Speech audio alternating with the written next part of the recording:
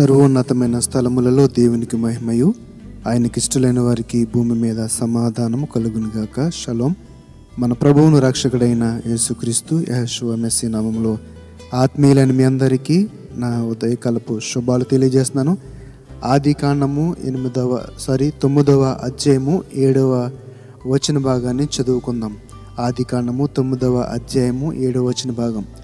మీరు ఫలించి అభివృద్ధి నందుడి, మీరు భూమి మీద సమృద్ధిగా సంతానము కని విస్తరించుడని వారితో చెప్పాను. ఈ యొక్క మాటల్లో చూస్తే గనక మరి తండ్రి అయిన దేవుడు నోవాహును, అతని కుమారులను, కుటుంబమును ఆశీర్వదించి ఆ యొక్క నీటి, ఆ యొక్క తుఫాను, ఆ యొక్క వరద నుండి, జల విపత్తు నుండి వారిని రక్షించి మరి వారిని అభివృద్ధి నొందండి, మీరు మరి సమృద్ధితో ఉండాలని వారిని దీవించినట్లుగా మరి మనం ఇక్కడ చూస్తున్నాం. మీరు ఫలించి అభివృద్ధి నొందుడి, మీరు భూమి మీద సమృద్ధిగా సంతానము కని విస్తరించుడి, అంటే జాతిని విస్తరించాలని మరి దేవుడు వారిని ఆశీర్వదిస్తున్నట్లుగా అనుకుంటున్నాము. అయితే తండ్రి అయిన దేవునికి మనం అందరం కూడా చాలా స్పెషల్ కదండి.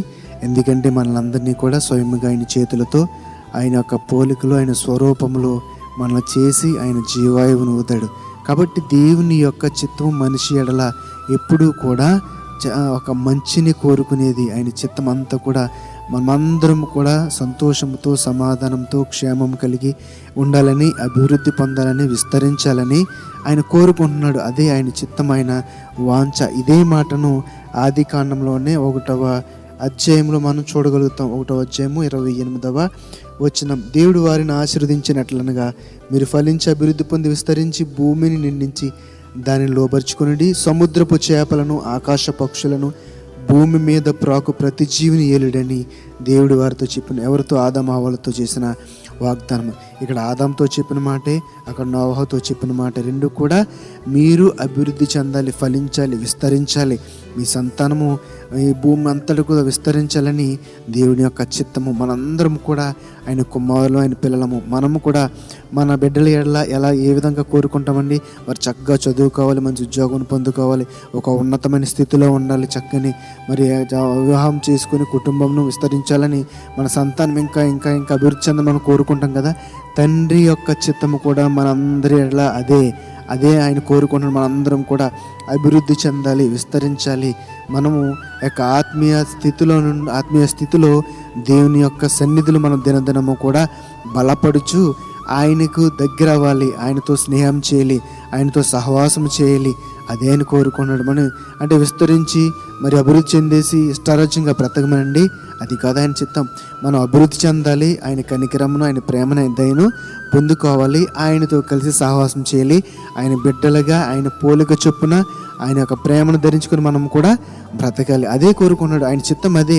మనందరం కూడా సంతోషము, క్షేమం కలిగి, పాపము లేని వారిగా, నీతి కలిగిన వారిగా, యథార్థత కలిగిన వారముగా, విరిగి నలిగిన హృదయం కలిగిన వారుగా ఉండాలని తండ్రి కోరుకున్నాడు. కాబట్టి తండ్రికి మనలో ఉన్న ఆ ఆకాంక్షను నెరవేర్చేవారముగా మనందరం కూడా అభివృద్ధి చెంది ఆత్మలో బలపడి ఆయన చిత్తమునకు తల ఉంచి ఆయన యొక్క కనికరమును పొందుకుందాం.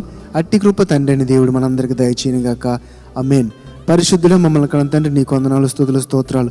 నాయనా, మా ఎడల నీకున్న వాంఛను ఈరోజు తెలియజేశారు. మేమందరం కూడా అభివృద్ధి పొందాలని, నీతి న్యాయం కలిగి నడుచుకోవాలని, నాయనా నీ వాక్యానుసారమైన జీవితంను జీవించాలని, నన్ను మేము విస్తరించాలని తండ్రి మీరు కోరుకున్నారు. అందుని బట్టి నీకు వందనాలు, స్తుతులు, స్తోత్రాలు.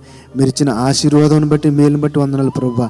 అట్టి కృపను మేము అందరము కలిగి నాయనా నీ చిత్తమును నెరవేర్చేవారముగా, నాయనా నీ కనికరము పొందుకునే వారంగా మేము ఉండే కృపను దయచేయమని నజరేయుడైన యెహోషువ మెస్సీ నామములో ప్రార్థన అడిగి వేడుకొనిచున్నాము తండ్రి. ఆమేన్, ఆమేన్. షలోం. అందరికీ వందనాలు.